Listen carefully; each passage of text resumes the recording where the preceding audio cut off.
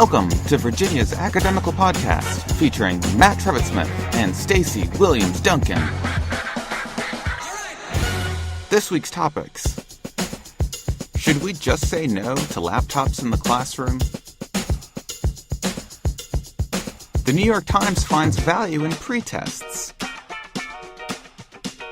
How do you tell your students that they're wrong? Can a textbook author co-teach your class? And did Matt really stalk Michael Wesch into the men's room at a conference?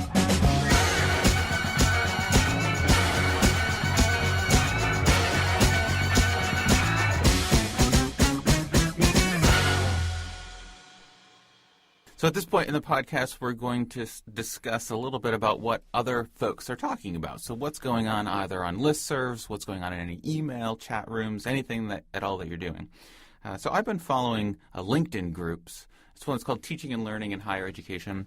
And who knew that LinkedIn could be something more than just promoting yourself, right? Or something getting frustrated when somebody links their Twitter account to LinkedIn. Say, if I wanted to follow you on Twitter, I'd follow you on Twitter. Stop following me to LinkedIn.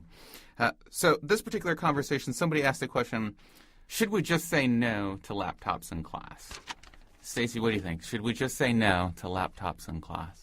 Well, it's interesting you brought this up because I received an email the first week of school from one of my professors for one of the doctoral classes I'm taking, and it was an article from Scientific America, and the title of the article was "A Learning Secret: Don't Take Notes with a Laptop." So I've been thinking about this, and I've been thinking about my own learning in the classes I'm taking, and I've been thinking about the course I'm co-teaching and how I feel about laptops in that course. And I have to admit, I'm really on the fence. I'm not sure how I feel about whether instructors should say no laptops or whether students should decide to use their laptops or not. Yeah, and I think what it all really comes down to is whether you're deliberately engaging with the technology or not. Right? So if you're just having the laptops there in the classroom and you're not addressing them some way or not building them in, then chances are students are at least going to be more tempted to use it for distracting or potentially negative ways. One of the things I like to do is deliberately address that very early on. So whether that's saying creating rules for using laptops or not. And I actually found that students are just as annoyed when other students are using them to check Facebook or ESPN scores or fantasy football or whatever it is. I like to actually let them create their own rules. I try 3 rules, and it turns out that they'll create the same rules that you would have created anyways, right? No Facebooking, no sound, no shopping, no sports, stay on task, all those types of rules the students will come up with. And it's actually kind of fun to also then take it to the next step and say, okay, now you need to create not so much the punishment, but what are the repercussions for that? And the students can be creative, right? Sometimes they can say, well, you can just reach over and close the lid of this student sitting next to you, or you get to raise your hand and point at the person who's got their laptop up. And I've even used chocolate sometimes. It's amazing what college students will do for chocolate. And you say, all right, if you call somebody out, you get a piece of chocolate. That's right. It is really interesting. In the research that this article in Scientific America is talking about, they were talking about the idea of teaching students how to take notes, and that part of what's happening is students who are typing on laptops for their notes are taking more verbatim notes because speed-wise they can keep up with the lecturer, where if you're taking longhand notes, you can't keep up with speed, so you are taking the cognitive process of analyzing the material and summarizing it a step further. And I think that's a really interesting insight to share with students because since I read this article, I have been watching and thinking about how do I take notes?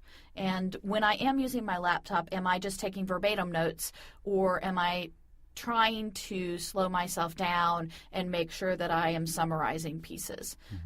That was a really interesting thing for me as a student, and I thought that's something I'd like to share with my students. Yeah, when you're taking a class, do you tend to take notes for yourself, or do you take notes because you think it's expected of you? So if the instructor makes eye contact with you, do you look down at your notes and start writing down whatever was most recently said? I take notes for myself. And right now I'm sort of having my own experiment for my own learning. So in one class, I'm using my laptop, but trying to use it more intentionally. So I've turned off all the notification reminders on all of my email and all of my social networking so that I don't get that little pop-up in the window in the corner during class saying, hey, so-and-so wants to go to dinner next week. But Mac has made that so easy. Yeah, so I turn it off. So that's what I'm doing in one class. In another class, I am taking notes by hand. Yeah. And that's sort of an interesting experience. Although even in that class, I'm annotating my PDFs on my iPad because I don't print journal articles anymore. So I'm sort of still doing some quasi-computer assisted note-taking there.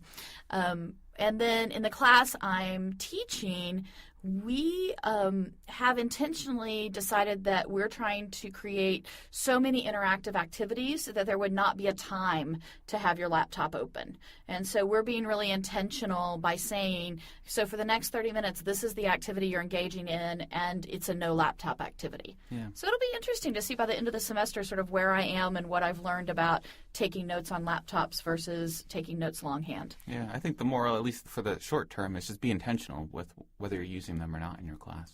So what are you reading then?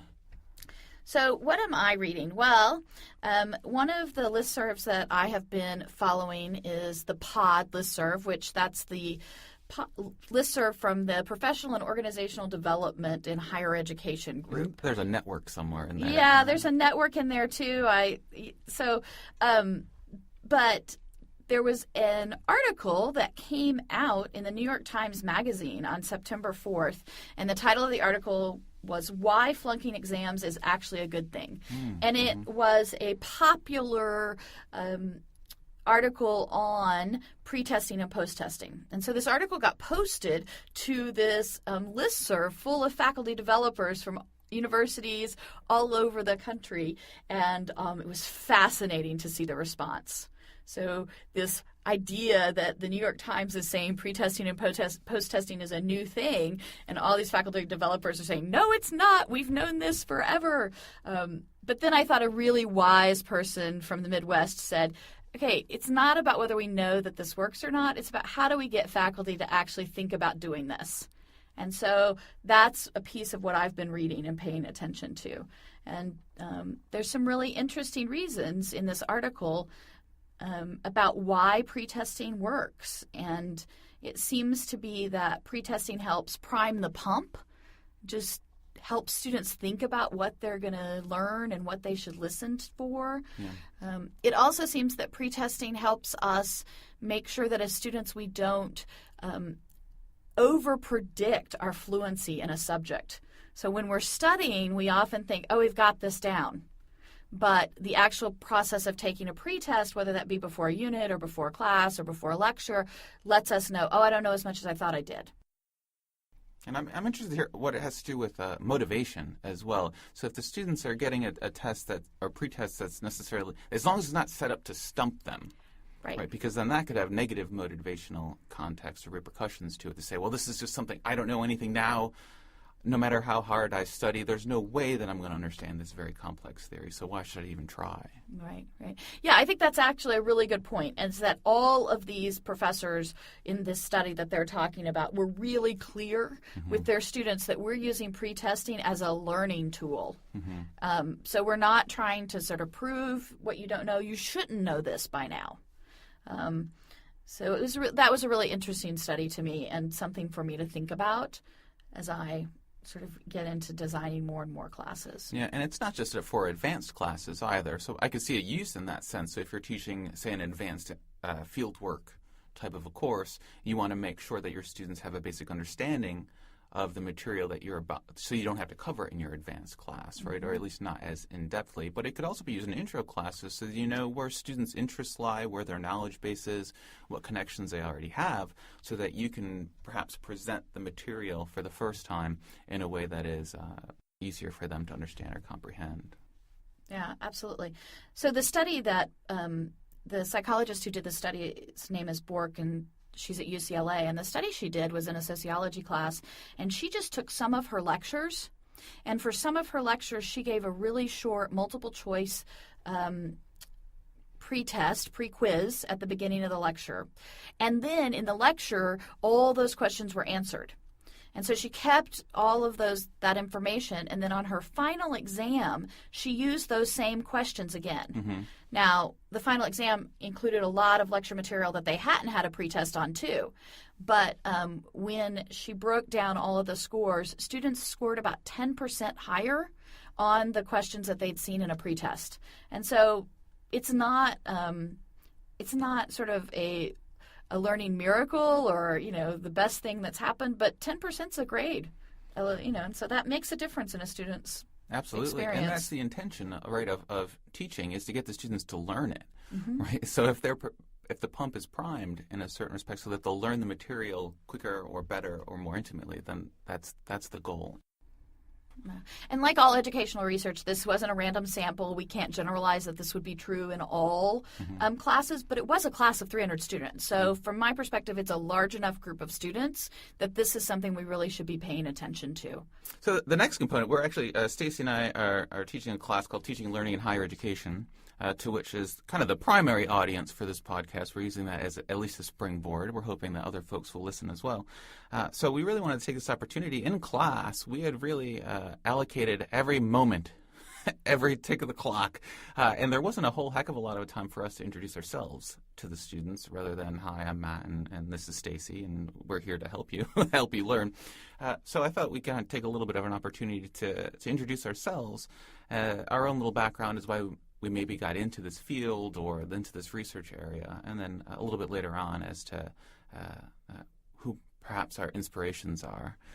So do you want to start just a little bit of your background? Sure. I'm a third-year doctoral student at the University of Virginia at Curry School of Education, working on an EDD in curriculum teaching and learning, and all my research has been focused around faculty development. And I am very passionate about helping subject specialists be brilliant teachers. They're brilliant researchers, they're brilliant in their fields, they're changing the world, and I just want to support them and walk alongside them in helping them be great teachers too. Mm-hmm. I came to this research actually because of a failed faculty development experience. Oh, no. Yeah, it was the worst experience of my professional life. Well, we need to get into this, I think. So I'll be sort of coy about locations here, but in one of the schools where I taught before I came back to do my doctorate, we set out to do this school-wide, cross-departmental syllabus project in which we were going to use the syllabus work as a way to get into more active learning and engaged learning and all of these things. And it was just a crazy experience. And it was one of those experiences where I really, really tried to do this work and I really believed in what we were doing, but the people leading it, and myself included, I was one of the department chairs at that point, we didn't know enough about research-based teaching and learning to know what was really good stuff and what wasn't really good. And so it was a little bit like the blind leading the blind. And it sounds a lot like how most of us start out teaching. Exactly. Right? We all just kind of teach thinking that we know what the formula is for teaching. The first course that I taught was Intro to Cultural Anthropology, and I taught it. I may have even used the same syllabus of a course that of it when I TA'd. And halfway through the semester, I realized that this is not how I want to teach. This is not at all reflective of my own model or my own kind of internal thinking of teaching. At the same time, the students are just kind of sitting there getting kind of their glass being filled with the knowledge of the instructor. And they weren't really all that interested in it, right? So I think it was over a winter break where I read Ken Bain's What the Best Teachers Do, or College Teachers Do, right? And I don't know if it was a mistake, but I tried to do as much as I could from that book the next semester. I said, hey, I'm an adjunct on a semester by semester. They can't fire me, right? I can just say, aha, I improved. So I did, and everything from no attendance policy to we're just going to read the text at whatever pace we decide as a class. We're just going to answer questions. If we go from chapter 2 to 5 back to 3, it's okay. Everybody was confused. I think we all had a great time, but everybody was a little bit confused. I wasn't all that intentional about the decisions that I was making. So, Matt, of all those things that you did that first semester, what's the one thing you would never do again? The attendance policy, the no attendance policy, actually. I thought I had very clear language, something like, we're all here to learn. If you weren't here to learn, why did you sign up for this class? You're paying lots of money. Go sit in your dorm room if you don't want to learn, something like that. And I found that the students actually didn't know what to do with that. They kind of liked having some structure. Mm-hmm. So I've pulled back a little bit and said you can have 3 absences. I don't need to know why. It doesn't really matter. You have 3 days, hungover, sick, doesn't matter. You get 3 days. And students are comfortable with that. I'm more comfortable with that. And it's kind of, I'm holding them to the standard of, you have to be here, versus saying, well, of course you're going to be here. It's just a different type of a message. Yeah. Well, I think that comes back to student motivation. We were talking about that earlier with the laptops, too, is how do we meet them where they are and address the types of structure they need from us to support and deepen their motivation. Right. Yeah, and part of that is tapping into, you do need to be here, but how do you present that message to someone? Mm-hmm. Yeah, and I skipped the part where I introduced myself. So I'm Matt Trevett-Smith. I'm the Assistant Director of the Teaching Resource Center here at the University of Virginia. I'm just recently celebrating my 1-year work anniversary. So if you're connected with me on LinkedIn, getting back to that, you probably got a little ding, Matt celebrating a work anniversary. But I'm assuming nobody got that because I didn't get any congratulations from anyone. So I'm going to assume that that happened, but nobody's following me all that well. But I'm also coming from the University of Richmond, before that St. Lawrence University, SUNY Potsdam. I've been all over, states, privates, liberal arts, but I'm really a fan of the residential learning experience. While at the same time, the use of technology to enhance that experience, which may seem a little bit of an oxymoron, but perhaps that's what makes it interesting to me, hence my bringing up the use of laptops in the classroom earlier on. So I'm curious to hear teaching inspirations from Stacy. Well, I came back to do my doctorate in my 40s, and so I'm not sort of the age of the typical doctoral student at Curry. So it also means that this is the 20th anniversary of when I started college as an undergraduate. So I've been thinking a lot about that because I'm taking a class in college student development this semester. So I've been doing this reminiscing about my own development. And I will never forget the first religious studies class I had in college. His big challenge was to tell us and show us that all the ways we'd ever read the New Testament scriptures were limited and that there were all these other academic ways. And the most brilliant thing that he was able to do was to tell us we were wrong. And so some of us would come and we would interpret a piece of scripture and we would tell him what we thought it meant. And he had a real gift in saying, maybe, but also consider. And, well, besides your own ideas, where else are you getting support for this interpretation?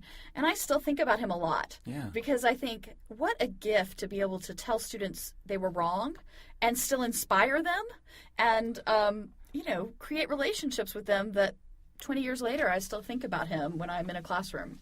That's phenomenal. So when you're having those discussions with students now, and they may say something that is perhaps not correct, wrong, or off point, that you're able to channel back on that experience and say, this was a productive way, this was useful for me, so this is hopefully going to be just as useful for you. Yeah. I also think it's really one of those things, as we talk about shifting to learning-centered classrooms, one of the things that comes up all the time is, how do you correct students? Yeah. Because if you're letting them have input and you're letting go of the control of what's said in the classroom, there are going to be things that are said out loud that are wrong. Right. And that's a skill faculty and instructors have to learn. How do we handle those things? And so I've thought a lot about how he did that. Mm-hmm. And it often comes out on student evaluations as well. You say, well, the instructor was rude or never welcomed student input. And I've seen those types of comments come through quite a bit. Yeah. One of the funniest tributes I ever got from a group of high school students I was working with is they gave me the award for being the teacher who told us no the most, but we still liked at the end of the year. So I guess maybe that's just part of my identity. So well, you said something in class that I thought was really on point when you had mentioned improv. yeah. Right? The idea of the whole yes, but, or yes, and extension of a response rather than no, because that kills the conversation. Right, yeah. Yeah, and so it's always about not just are you correcting a student, but are you extending what they're saying? And are you trying, when you can, to see where their conclusions came from? Mm-hmm. Because I am confident that most of the things students say in class that are off base, they're not the first people to misinterpret that information in that way. And so let's give them some credit for that, too. Mm-hmm. At least they're engaging the content. You can oftentimes toss that back to the student who they may have had that same thought last night or a week ago. Say, oh, I was just thinking that as well, but then I read this other chapter again, or I went back over my notes and I thought this, right? That's a very powerful experience for them to be teaching each other. Absolutely. And I think one of my first exposures to the learner-centered environment, before I even knew what that was as an undergraduate, which is my inspiration, an anthropology instructor, John Mahundro, who wrote a textbook called Thinking Like an Anthropologist. It only had one edition, interestingly enough, and I think it's because it created such a learner-centered environment that a lot of faculty didn't know what to do with that.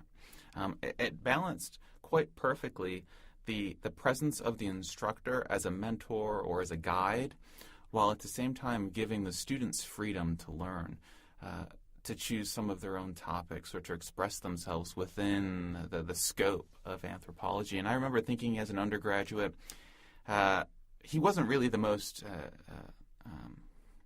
inspirational speaker. He didn't really do anything he wasn't a performer. Right? There was nothing so much about his voice inflection or the way that he walked around the room, although he did stand on a table every now and then, that really grasped your attention. It was the way that he internalized the field within himself, presented that back out to the students, and then gave you an opportunity to experience it for yourself. And I've often say in anthro, we can kind of cheat a little bit because a big component of it is field work, right? It's actually doing anthropology. So the sooner we can get students involved in that process, the sooner I think we're going to convert everyone to anthropology.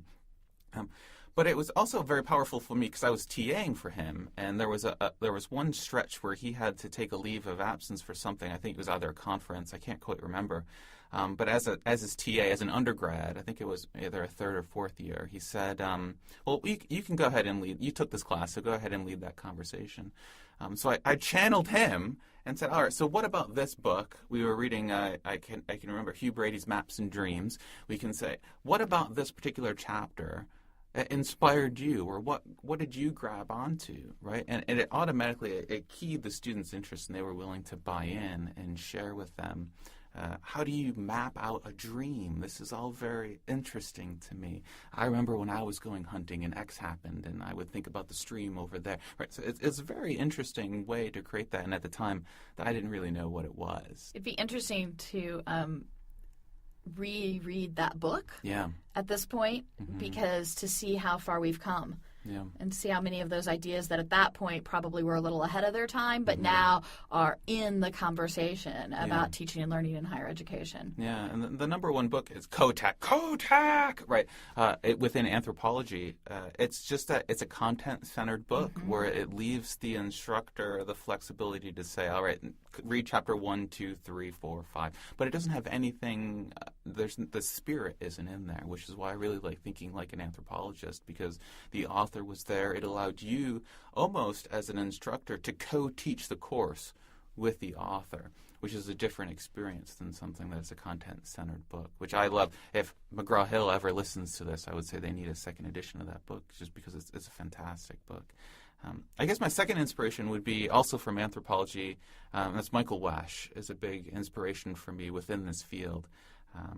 And so much so that his video, of course, The Vision of College Students, although it's almost 10 years old now. Wow, that needs to be remade too and updated. People have tried, I think unsuccessfully. The first one just has the power right in there. But I love that video. I've used it in my classes quite frequently. I don't know if I shared this story with you, but I actually kind of stalked him the first time. He's an anthropologist. I'm an anthropologist. So we went to the American Anthropological Association, and I saw him there. This is a huge conference. There's thousands and thousands of people. I can't remember where the conference was, but I saw him giving some paper somewhere, and I followed him around. He was swamped by people. And I followed him because he wasn't paying attention to me. I was a lowly graduate student. And I followed him, and then he went to a bathroom. And at that point, I was stumped. Do I follow him into the bathroom or not? I thought about it. I did not. Okay, good. I'm glad you didn't. I did not. He was in there for a little while. I think he realized I was following him, maybe. I'll give him credit for that. But since I've run into him a couple other times, he's actually a UVA grad. He got his PhD here at UVA. He's been back here a couple times, but I ran into him at the AAA's 2 years ago. We were on a panel together, so that was kind of cool. I didn't tell him the stalked him into the bathroom story, but I've seen him at William and Mary. He's been quite active, and I'm still a big fan, especially of what he's doing in regards to anthro, but also in regards to teaching and learning and getting that message out there. It's very powerful. So I had one of those experiences of, oh my gosh, I'm having dinner with this person. Yeah. So one of the books we use a lot, and we'll actually use in our class too, is Fink's model of integrated course design. And when I first started interning for you all at the TRC, that's when I got exposed to this book. And I just devoured it because I thought it did a beautiful job. I still think it does a beautiful job of taking backward design and applying it in a college setting. At the same time, talking about all the different domains in which we learn, that we're not just learning content or even just skills, but we're learning to care about humanity, and we're learning about what's important, and maybe even most important, we're learning about how we learn. And so it's this holistic piece. And when he was at our Course Design Institute in June, Michael, one of the other TRC faculty members, said, well, Stacy, why don't you take Dee out to dinner? And I went, oh my gosh. And it occurred to me that this is the person whose theory I'm basing my capstone work on, and I'm going to have 2 hours alone with him. And then I had this panic about, do I tell him that his theory is the basis of my capstone, or do I not? And I only had about 24 hours notice, so I didn't have any time to reread anything. And I was just like, oh my gosh. And like so many of the scholars who we admire from afar, he was nothing but generous and encouraging. And, we were having an exchange at one point, and he said, now you should go home and make some notes about this because, you can cite this as personal communication. And I thought, how kind of him to be coaching someone who's not his doctoral student, but making sure that he can help me in whatever way he could. So that's fantastic. I really enjoyed when he came in and did that. It was very gracious of him to come and lead a conversation as part of the Course Design Institute, but just to get to know him as a living, breathing person beyond just the book, right? Well, I think it also represents so much about what's happened in the last 30 years in teaching and learning in higher education. And I think that that's something that's important for our doctoral students that are in our class and for everybody to remember that this is still really an evolving field and that there is still research being done, and that this idea that faculty development is an integral part of a university system is a new idea. And the Teaching Resource Center at UVA has been around over 20 years. But almost 25. Almost 20. That's really unusual. And we're still learning about how to do this work. Yeah, especially in regards to using assessment and best practices, right? We always kind of have these case studies or these stories of where something worked for one person, but now we're really able to kind of boil down to the meat of it. What are the variables that are very, very important? And I think that's very important for just higher education and for the scholarship in general, right? All right, so what's coming up? What's on the horizon that you're paying attention to, or something that you want to know more information about? Well, I am actually going to watch out for this new book that's coming out. It's coming out the beginning of October, and so probably next time we talk, maybe I will have had it and read it. It's by Benedict Carey, and he's the science reporter for the New York Times, and he's the author of How We Learn the Surprising Truth About When, Where, and Why It Happens. And I am always interested to read how scientists are approaching cognitive learning and what we're learning about neuroscience, and thinking about how I can apply that.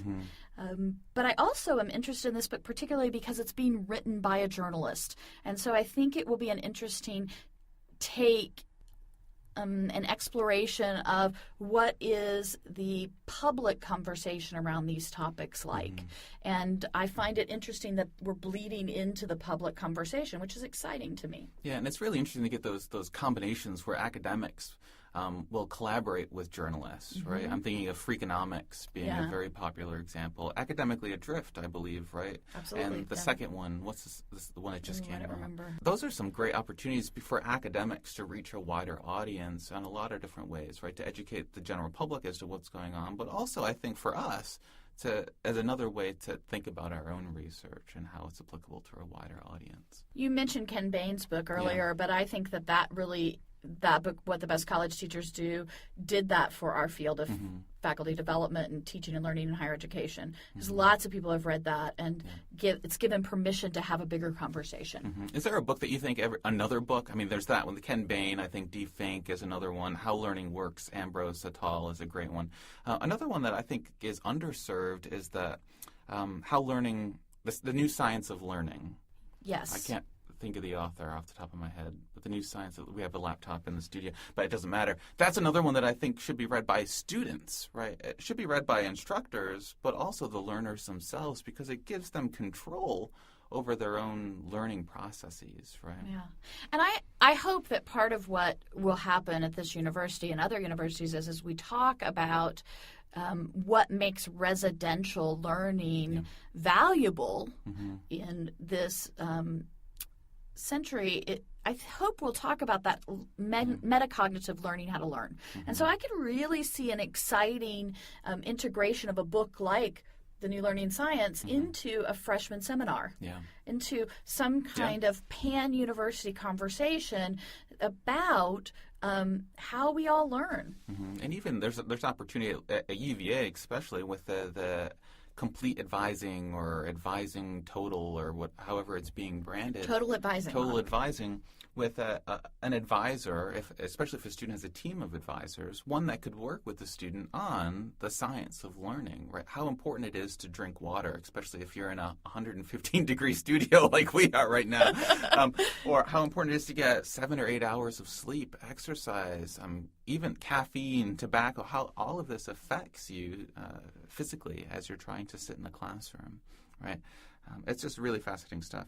What I'm looking at is it's called connectedcourses.net, and it's this constructivist unMOOC movement that's happening. We've got great names behind it. Michael Wesch is in there. Mimi Ito is in there. Jim Groom, who's just up the road as well, which is kind of another intellectual godfather, inspiration for me. I love the way that if higher ed would have used what he was doing in DS 106 as our model for MOOCs, they would have been flying off the shelves, because it really is grounded in the residential learning experience, right? He had a class of, I think, 6 students or so that he was teaching, and he said, you know what, the world knows more about this topic than one person can. So let the world teach these students, and I'll help guide them along that path, while at the same time allowing the students to then impact the experts that are out there. It was just a phenomenal model that I think is still very successful, and I think this connected courses is not another version, but another stab at trying to do that, and hopefully that it'll catch on, especially now that we have things like Twitter that's more popular now than it was 10 years ago. It wasn't even around 10 years ago. LinkedIn, social media is different, right? We're not on MySpace anymore. Right. Well, or thinking about how do we use web conferencing to get those experts into our classrooms. We no longer are limited about who's in town or who's even in the country. Yeah, and I tried to do it once. I don't think this is where I think the argument falls apart a little bit. Is that we've got folks like Jim, we've got folks like Gardner Campbell and Michael Wesch and Mimi Ito that already have this established base of followers, this network that they can fall back on. Whereas I tried to teach a connected course myself, and I don't have 1,000 followers on Twitter or Facebook. So I had a hard time establishing those networks. I had to try really hard on a smaller scale to include the librarians, and this is for a qualitative research course that I was teaching for graduate students. I wanted the students to be able to network with themselves, but also students who had already taken the course and students who were thinking about taking the course, as well as some research librarians. And I had to try very, very hard to get that to be a connected course, and just to scale that up is very difficult, I think, and very daunting from the outside, from the faculty member who may be looking at that for the first time. Maybe we can, this is a brainstorm, and I'm probably saying something that's not possible, but maybe it's an opportunity for partnerships between faculty and the development office at the university for them to sort of identify the alums who would be interested in some different courses. Yeah, I mean, we'll see. It'll be interesting to see how that develops over the next 5 years based on how much has changed over the last 5 years. Absolutely. All right, so that's, I think, we're gonna end right here, wrap it up for this first inaugural podcast, and it's already the most popular podcast ever produced by the TRC. And we haven't even hit the stop button on the first one. That will do it for our conversation this week. On behalf of everyone here at Virginia's Academical Podcast, I'm Matt Trevett-Smith saying have a great day, and we hope you'll join us again next week.